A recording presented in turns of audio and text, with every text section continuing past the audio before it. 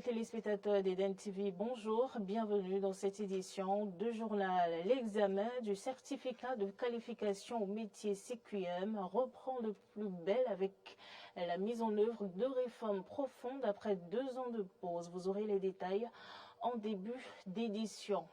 Francine Quadio, experte internationale en médecine de l'habitat, a été l'invitée de Doncla Mabalo dans l'entretien du dimanche. Vous suivrez le résumé dans cette édition et puis le 10e forum Xiangxiang sur la sécurité s'est ouvert à Pékin autour du thème sécurité commune, paix durable. On en parle en fin d'édition.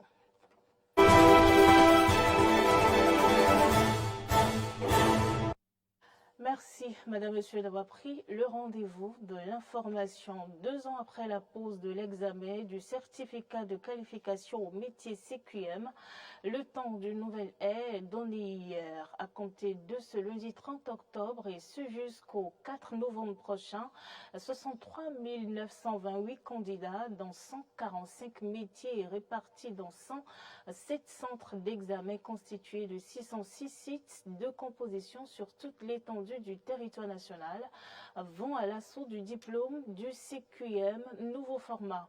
La cérémonie de lancement a eu lieu au lycée technique d'amitié sino-béninoise d'Akasato, a été conduite conjointement par les ministres Modeste Kérékou et Yves Kwaro-Chabi en présence de plusieurs personnalités politico-administratives, le préfet de l'Atlantique, les maires d'Abomey-Calavi et d'Alada, les honorables députés à l'Assemblée nationale, responsables des sous-secteurs de l'éducation et de l'artisanat. Le ministre Yves Kwaro-Chabi a saisi cette occasion pour rappeler le but visé par le gouvernement du président Patrice Talon à travers la mise en œuvre des réformes dans le secteur. À l'en croire, le gouvernement a décidé de faire de l'examen du CQM un examen sérieux. Nous comptons sur vous pour accompagner cette belle dynamique, a-t-il indiqué. L'examen du CQM est organisé par le gouvernement béninois à travers la Chambre des métiers de l'artisanat du Bénin en collaboration avec la direction des examens et concours. Je vous l'annonçais dans les titres, votre émission L'entretien du dimanche a reçu dimanche Francine Quadio, experte internationale en médecine de l'habitat. Avec elle, il s'est agi de comprendre davantage cette discipline qui s'occupe du cadre de vie. Elle a été reçue par Doncla Mabalo, suivant le résumé. La médecine de l'habitat, une discipline que développe Dame Francine Quadio, ivoirienne d'origine. Mais que peut-on comprendre du terme? Qui dit médecine, qui dit un corps. Absolument. Qui dit une recherche, qui dit une guérison. Okay. Donc pour moi, la maison ou le bâtiment est comme un corps humain qui a besoin des attentions particulières et des soins adéquats. Le soin, c'est pas parce que seulement qu'il y a maladie ou il y a problème, mais on peut prévenir, on peut éviter. D'accord. Et la médecine liée au bâtiment, c'est toute une science. Donc on ne peut pas tout expliquer juste dans une émission. On va quand même dire l'essentiel pour que nos téléspectateurs comprennent. Voilà. Donc pour dire tout court, c'est l'art de créer un environnement propice à son bien-être. D'accord. Donc harmoniser et créer une symbiose entre l'habitant et son habitat. Assez brave, elle apprend tout ce qui est lié au domaine de l'habitation pour motif de satisfaction. Déjà, avant d'être médecin de l'habitat, je suis ouvrière. Ouvrière? Oui. Vous avez fait quoi concrètement? La peinture. Ah oui, vous avez fait la menuiserie. C'est rare de trouver les femmes dans ce secteur. Oui, c'est la passion qui m'emmène. Et puis j'ai aussi des dons, je suis très manuelle. D'accord.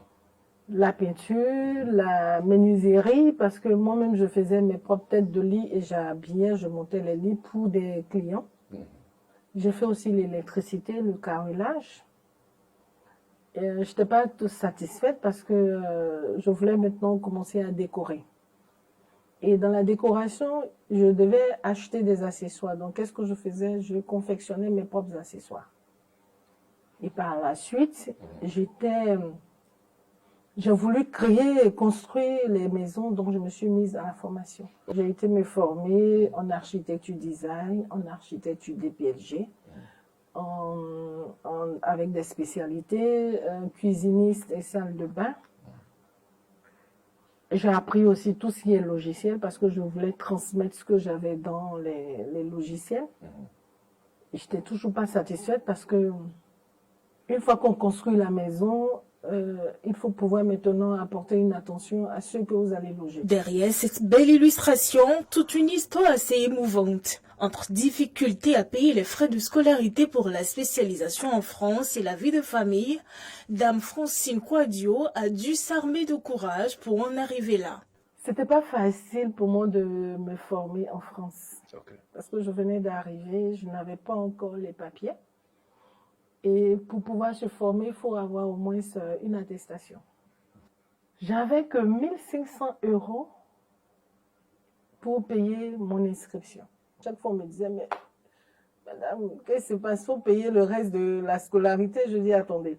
J'ai continué, malgré qu'on me mettait de temps en temps à la porte. Et je me battais pour mes enfants. Voilà, pour mes enfants. Je les avais laissés en Afrique.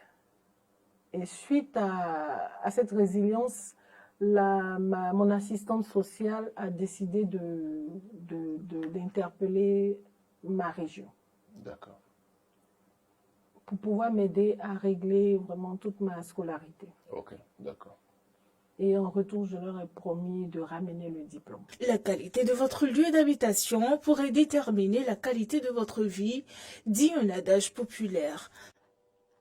La prise en charge des personnes vivant avec un handicap qui n'est pas encore une réalité dans toutes les contrées du Bénin. À Djougou, le père d'un enfant handicapé visuel a perdu espoir concernant la scolarisation de son fils. À côté de ce cas, Saïdat n'est pas au bout de ses peines. Ignace Aubré a alors allumé son projecteur sur les deux cas, suivant son reportage. L'enfant près de son père qui détourne son regard devant notre caméra n'ira point à l'école. Après 3 ans passés au CI sans succès en raison de son handicap visuel. Le père en a ainsi décidé pour soulager la peine de ses enseignants qui n'avaient que marre de lui. Moumouni Isaka, l'instituteur ayant gardé l'enfant, nous confie. Pour travailler en classe, lorsqu'il y a le soleil, il ne voit rien. Il faut nécessairement le placer là où il y a un peu d'ombre, pour permettre à l'enfant de voir ce que vous avez écrit par main.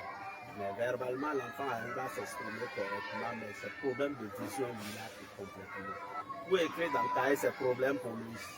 Des fois, même vous le remettez le cahier, il faut être à côté de lui. À un moment donné, il faut même tenir sa main pour l'aider à former des lettres.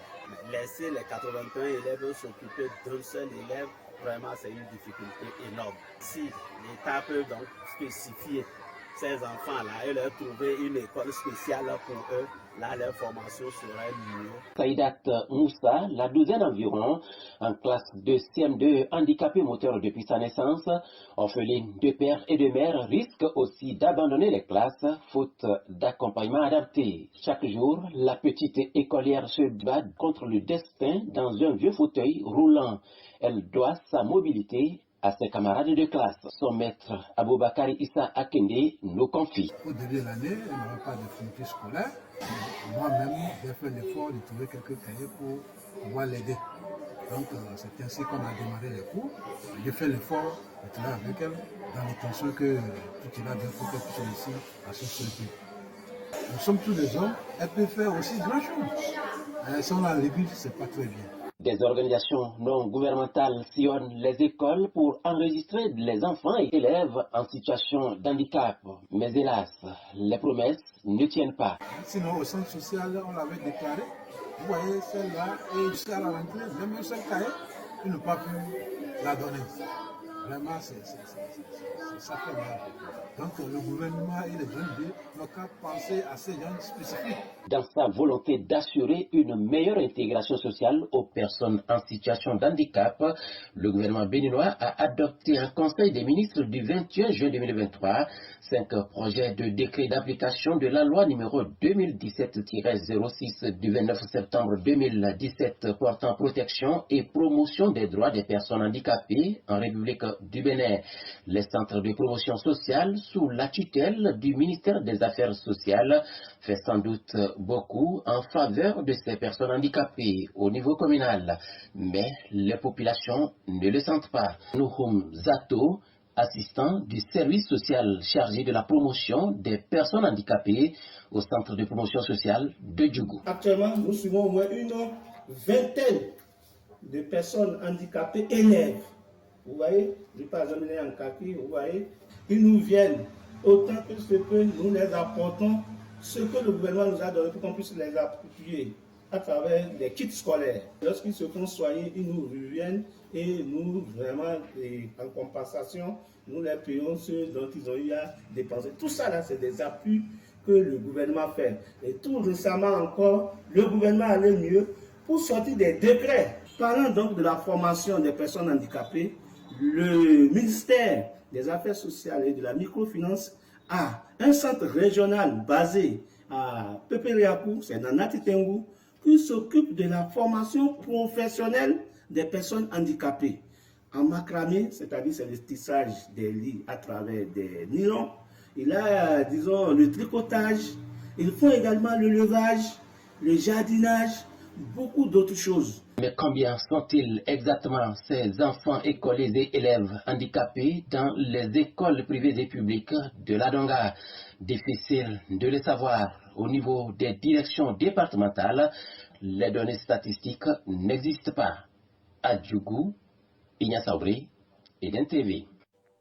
Merci à vous, Ignace Aubry, pour ce reportage. On retrouve un autre correspondant, Kekeli Ojo. Vous le savez, mesdames, messieurs, dans quelques jours, les défunts auront droit à une attention particulière dans les différents endroits où ils se reposent. Du côté du cimetière d'Alada, pour l'heure, rien n'a encore changé car les tombes sont encore entourées de hautes herbes. C'est du moins le constat fait par notre correspondant à Alada, Kekeli Ojo. Suivez. À seulement quelques heures de la commémoration de nos chers défunts, voilà à quoi ressemble leur lieu de repos éternel dans la ville d'Alada. Si l'on sait que le cimetière public ne doit pas être entretenu, à quoi bon dépenser des centaines de mille dans la réalisation des tombeaux? Cette négligence laisse à penser que une fois disparus, nous oublions nos parents défunts. Et c'est après peut-être une année que l'on fait semblant de se souvenir d'eux en allant allumer une bougie sur le tombeau. En tout cas, en Afrique, au Bénin, les morts ne sont pas morts. Crois qui croira. Bonne fête de Toussaint à chaque Béninois et Béninoise. Voilà, un commentaire donc de Kekeli Ojo depuis Alada. On va retrouver les informations en dehors du Bénin. Le 10e forum Xiangshan sur la sécurité se tient actuellement en Chine. La cérémonie d'ouverture a eu lieu hier au Centre international des congrès de Bianjin. Les détails. Le 10e forum sur la sécurité de Xiangshan s'est ouvert le 29 octobre en Chine et se poursuivra jusqu'au 31 octobre. Des délégations officielles de plus de 90 pays, dont l'Arabie Saoudite, les États-Unis, l'Iran, la Russie et le Royaume-Uni, y participent. La Russie est représentée par son ministre de la Défense, Sergei Shoigu. Lors de son discours, ce dernier a évoqué le conflit en Ukraine et l'échec de la contre-offensive ukrainienne. Depuis le 4 juin seulement, depuis le début de la contre-offensive ukrainienne, tant vantée et parrainée généreusement par l'Occident, Kiev a perdu plus de 90 000 militaires qui ont été tués ou blessés, environ 600 chars et presque 1900 véhicules blindés de différentes catégories. Cependant, sur le champ de bataille, ils ne sont parvenus à aucun succès tactique significatif. Le ministre russe de la Défense a également mentionné le rôle des États-Unis et la manière dont ils utilisent l'Ukraine dans leurs propres intérêts. Visant la prédominance écrasante dans le sens géopolitique et militaro-stratégique, Washington, pendant des années, a fragilisé et ruiné les bases de la sécurité internationale et de la stabilité stratégique, y compris le système des accords sur le contrôle des armements. Au mépris des droits légitimes de la Russie d'assurer sa sécurité, la Maison-Blanche a persévéré dans son expansion de l'OTAN vers l'Est. Ces gestes agressifs nous ont forcés à entreprendre des mesures de riposte. L'Occident a répondu en se fixant ouvertement l'objectif de causer la défaite stratégique de la Russie dans la guerre hybride déclenchée contre nous. Ils ont choisi cyniquement l'Ukraine comme bélier, et celle-ci se contente du rôle de matériel consommable.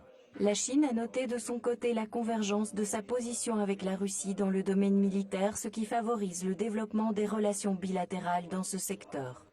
Nous avons déjà une bonne tradition de participation mutuelle à des événements multilatéraux majeurs et importants organisés sur le territoire de Chine et de Russie. Aujourd'hui, nous avons notre 10e rencontre. C'est une réunion qui est un jubilé. Je tiens à noter que pendant tout ce temps, nos initiatives, nos projets ont toujours concordé. Cela fait très plaisir de voir que nos engagements favorisent en grande partie le développement de nos relations bilatérales dans le domaine militaire. Toutefois, la Chine a également déclaré que la sécurité internationale était indivisible et que la communauté mondiale devait par conséquent coopérer pour gérer les conflits. La sécurité internationale est indivisible. C'est pourquoi nous devons agir de concert pour faire face aux nombreuses crises. Certains pays sont engagés dans un jeu à somme nulle et prônent la loi du plus fort. Nous continuerons à approfondir notre confiance stratégique et notre coopération avec les militaires russes.